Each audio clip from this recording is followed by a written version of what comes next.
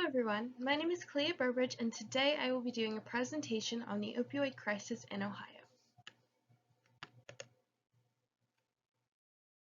What is the opioid crisis?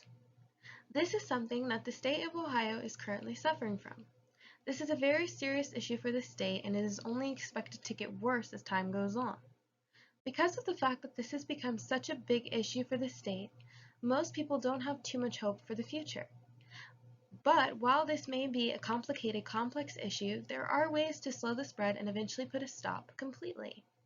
And something to remember that in a complex issue, there are ways to solve it. It may take longer and it may have many steps compared to a more smaller or simple issue, but there always is going to be a solution.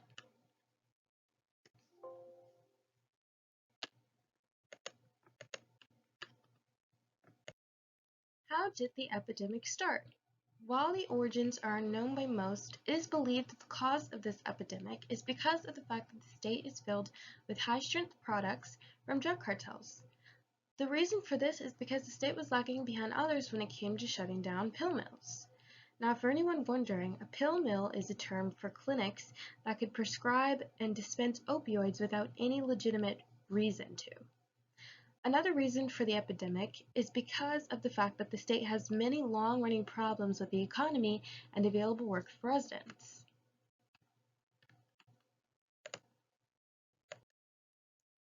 Who is mostly affected by the epidemic? Everyone in the state is suffering in some sort of way. We're all being affected, whether it is something they are suffering from or someone they love suffering from it. Studies have shown that rural communities are hit even harder as their employment opportunities are often a lot more limited than other communities.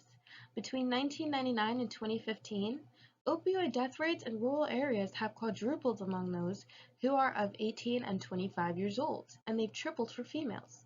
This comes from the U.S. Department of Agriculture.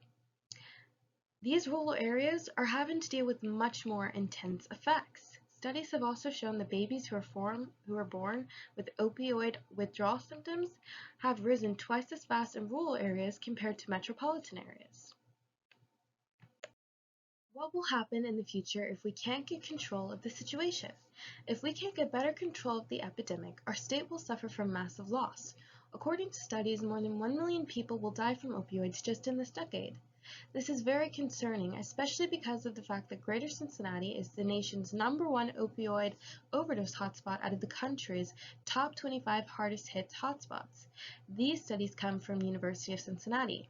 Statistics have also shown that Ohio has the 5th highest rate of drug overdose deaths. That's 24.6 deaths per 100,000 in the United States. Here are some statistics that give you a little bit of a background information on drug poisoning death rate per 100,000 by county. This is from 2010 to 2014.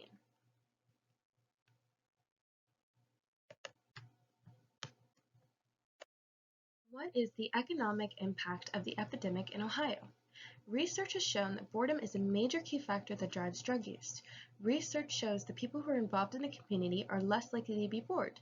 Research has also shown that the social environment that the individual plays in is a key role in determining their drug use. One of the biggest issues in Ohio is that there are so many communities that are lacking available work for all citizens, plus economic activity that could sustain both vital services and recreational activities for the residents.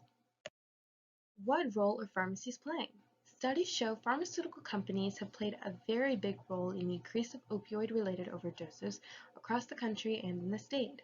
There are 74 drug pharmaceutical companies that have been found to be falsely reassuring and representing not just those in the medical field, but also to patients directly.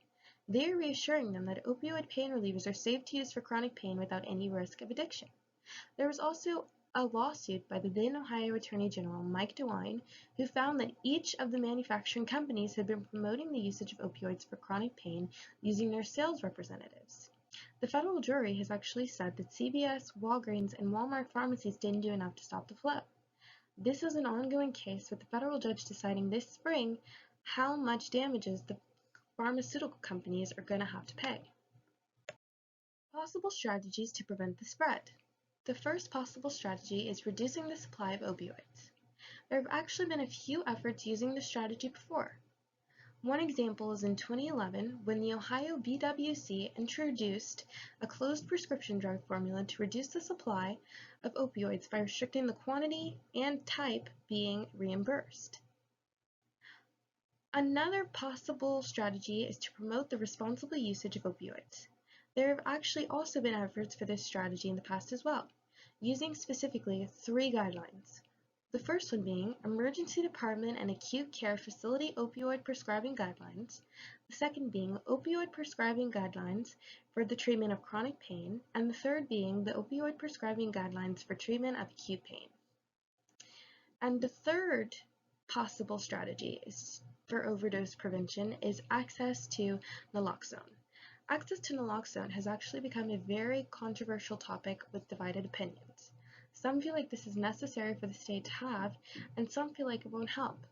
One very important person who felt like it wouldn't help the state is the Butler County Sheriff, Richard K. Jones, who refused to let his officers carry naloxone as he feels like all they're doing is reviving them, but not curing them. What Ohio lawmakers are and aren't doing. One of the things that they've done is the Comprehensive Addiction and Recovery Act of 2016, which is aiming to address the problem of opioid addiction in the United States.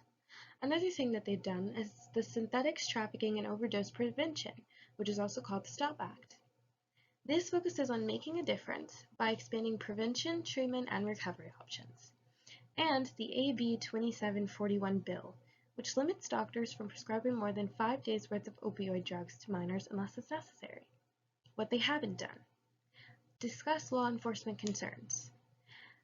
Many feel like lawmakers shouldn't rely so much on law enforcement as they don't actually know what to do, and the problem is getting worse instead of getting better. And another thing is spend settlement money to reduce opioid addiction. There are so many cases going on, and there's a lot of settlement money.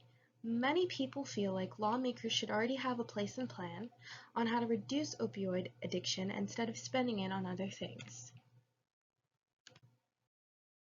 How can we help the situation? One of the main ways you could help prevent the spread is by working with your community. By partnering with public safety officials and community organizations, you can increase the public's awareness about prescription opioid misuse and overdose, and this will help others make safe choices about opioids.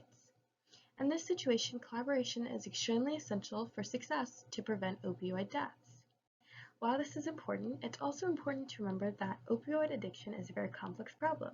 So, while collaboration will definitely help completely, it will also take years of consistent commitment to funding treatment. It will take community outreach by law enforcement and other government entities who deal with the effects of addiction, and it will require changes to our laws that will help curb the spread. In conclusion, these were some facts about the opioid epidemic and how we can prevent the spread. If we could come together as a community and the stakeholders involved can make some much needed changes to our system, I truly feel like we could get the spread under control. I hope this presentation was helpful to those who aren't educated on the topic, and I hope that I can make a difference by bringing awareness to the topic. Thank you all for watching. Bye-bye.